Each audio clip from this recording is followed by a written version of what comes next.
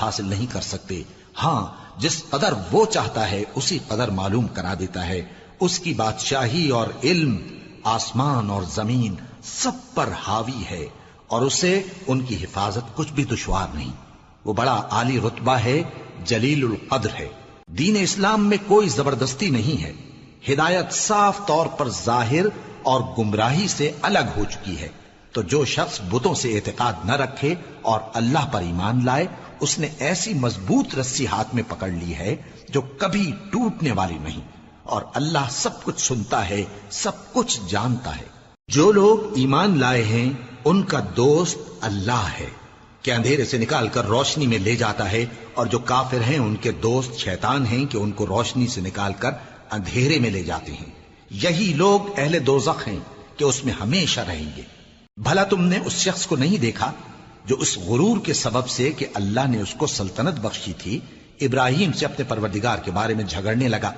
جب ابراہیم نے کہا میرا پروردگار تو وہ ہے جو زندگی دیتا ہے اور موت دیتا ہے، وہ بولا کہ زندگی اور موت تو میں بھی دے سکتا ہوں. ابراہیم نے کہا کہ اللہ تو سورج کو مشرق سے نکالتا ہے، آپ اسے مغرب سے نکال دیجئے. یہ سن کر وہ کافر ہکا بکا رہ گیا. اور اللہ بے انصافوں کو ہدایت نہیں دیا کرتا. یا اسی طرح اس شخص کو نہیں دیکھا جس کا ایک بستی پر جو اپنی چھتوں پر گری پڑی تھی گزر ہوا، تو اس نے کہا کہ اللہ اس کے باشندوں کو مرنے کے بعد کیوں کر زندہ کرے گا؟ تو اللہ نے اس کی روح قبض کر لی اور 100 برس تک اس کو مردہ رکھا. پھر اس کو جلا اٹھایا اور پوچھا تم کتنا عرصہ مرے پڑے رہے ہو؟ اس نے جواب دیا کہ 1 دن یا اس سے بھی کم. اللہ نے فرمایا نہیں بلکہ 100 برس مرے رہے ہو. اور اپنے کھانے پینے کی چیزوں کو دیکھو کہ اتنی مدت میں مطلق سڑی بسی نہیں، اور اپنے گدھے کو بھی دیکھو جو مرا پڑا ہے.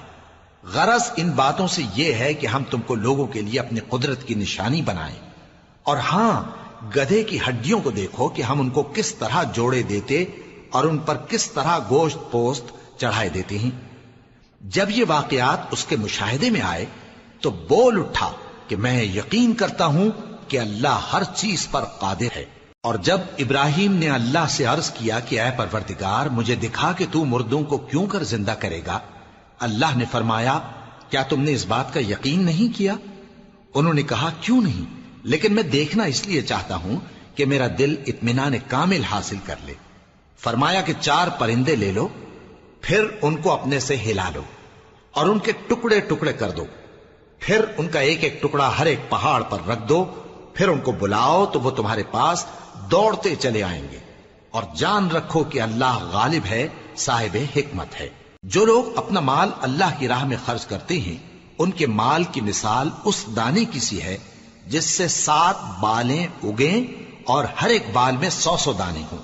اور اللہ جس کے اجر کو چاہتا ہے اور زیادہ کرتا ہے، اور اللہ کشائش والا ہے، سب کچھ جاننے والا ہے. جو لوگ اپنا مال اللہ کے راستے میں صرف کرتے ہیں پھر اس کے بعد نہ اس خرچ کا کسی پر احسان رکھتے ہیں اور نہ کسی کو تکلیف دیتے ہیں، ان کا صلہ ان کے پروردگار کے پاس تیار ہے. اور قیامت کے روز نہ ان کو کچھ خوف ہوگا اور نہ وہ غمگین ہوں گے. جس خیرات کے دینے کے بعد لینے والے کو ایذا دی جائے اس سے تو نرم بات کہہ دینی اور درگزر کرنا بہتر ہے.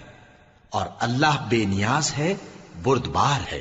مومنوں، اپنے صدقات و خیرات احسان رکھنے اور ایذا دینے سے اس شخص کی طرح برباد نہ کر دینا جو لوگوں کو دکھاوے کے لیے مال خرچ کرتا ہے اور اللہ اور روز آخر پر ایمان نہیں رکھتا.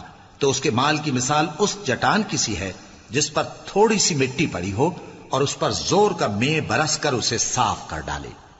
اسی طرح یہ ریاکار لوگ اپنے اعمال کا کچھ بھی صلہ حاصل نہیں کر سکیں گے، اور اللہ ایسے ناشکروں کو ہدایت نہیں دیا کرتا. اور جو لوگ اللہ کی خوشنودی حاصل کرنے کے لیے اور خلوص نیت سے اپنا مال خرچ کرتے ہیں ان کی مثال ایک باغ کی سی ہے جو اونچی جگہ پر واقع ہو.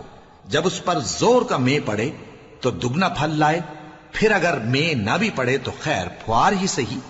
اور اللہ تمہارے کاموں کو دیکھ رہا ہے. بھلا تم میں کوئی یہ چاہتا ہے کہ اس کا کھجوروں اور انگوروں کا باغ ہو جس میں نہریں بہ رہی ہوں اور اس میں اس کے لیے ہر قسم کے میوے موجود ہوں اور اسے بڑھاپا آ پکڑے اور اس کے ننھے ننھے بچے بھی ہوں تو نہ